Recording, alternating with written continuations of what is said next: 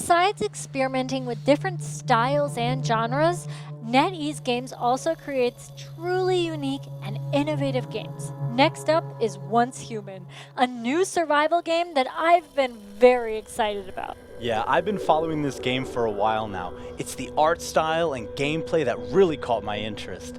It is a really unique take on the survival genre. Indeed it is! Once Human is set against an eerie post-apocalyptic backdrop. It's got elements of realism, but it's also quite otherworldly at the same time. I guess you could say it's a tough game to put in a box. So let's hear it from the developers, shall we?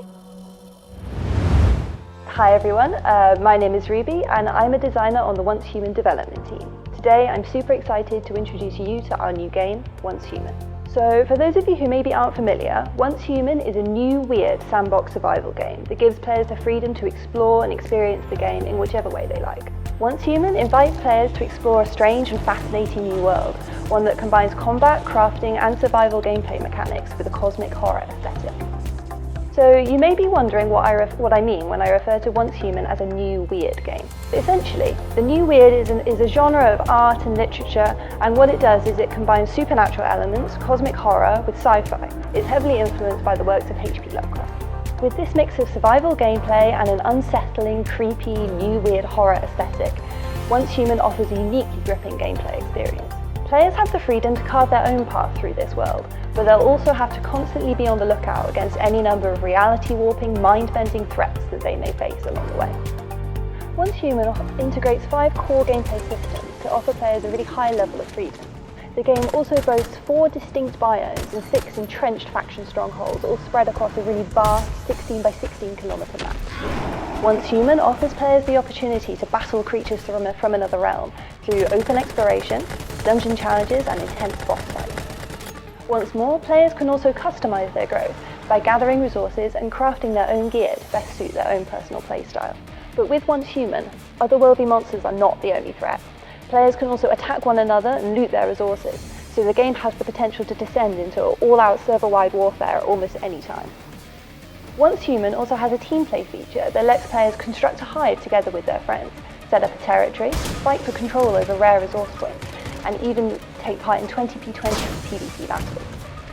In short, Once Human offers an immersive gameplay experience that is just a little bit different from anything you've played before.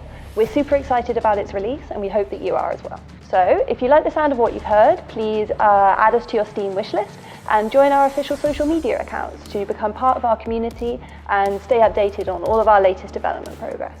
Thank you guys.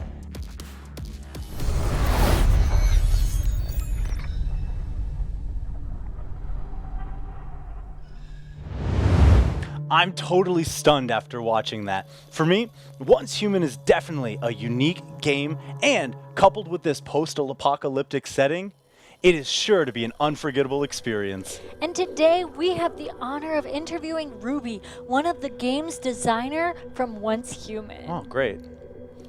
Hello, Ruby. So first off, can I just ask you, what are the biggest differences between Once Human and other survival games in terms of gameplay? So I would say there are a few differences between Once Human and other games in the survival genre. So first of all is that we've got the new weird kind of cosmic horror theming. That would be step one, and I would say that would be one thing that kind of gives the game a different vibe to other games in the survival genre, maybe. And then the second thing is that what the dev team has always really tried to emphasize is we've tried to create a game that gives players kind of as much freedom to play in the way that they would choose. So what you can do is maybe you just want to engage with the kind of the PvE aspects of the game. So you just want to go out and explore and you want to kind of play by yourself. That's one way.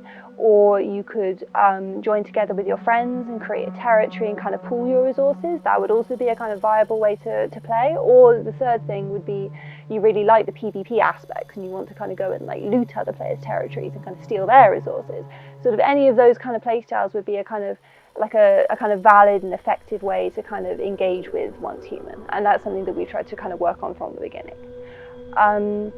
And then the third thing would be it genuinely takes place on a really, really massive map, and what you can do is you can kind of You can build your structures, you can create your territories really anywhere on this map. So that kind of creates a lot of potential for creativity, I guess, and for the players to kind of leave their own mark on the world as they play. And secondly, could you go into more detail about this new weird genre?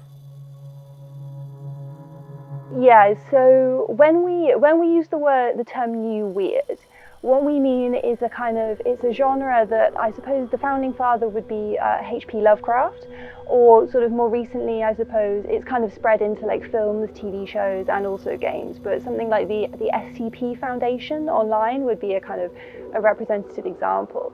And what it is a kind of a fusion of like horror, but also mystery, science fiction, even things like urban legends. So it's not really about blood and gore so much as it's about kind of creating a sense of like cosmic horror, or kind of a sense of the unknown, and these kind of things. So what it is that what you as a player, what you do is you have to kind of you explore the kind of post-apocalyptic world of Once Human, and what you do is you go out and you have to kind of face these unknowns, and you have to kind of uncover the kind of deeper mysteries of the world. But what you have to do is you have to do that without dying, obviously, but kind of beyond that, what you have to do is you have to kind of retain your own sanity and not kind of be driven into madness by the kind of cosmic horror things that are kind of out there and waiting. That's the kind of setup. Yeah. Lastly, can you tell us about the game's launch date? So the team has been working really hard in recent months, and we don't have an official release date yet, but we for the moment, if players like what they hear, they can join our official social media accounts. They can add the game to their Steam watch list, and they can join our Discord and just kind of get involved in the community. Basically, maybe get involved in future testing, and just kind of keep updated with our most recent kind of development progress, and just get involved. Thank you so much, Ruby.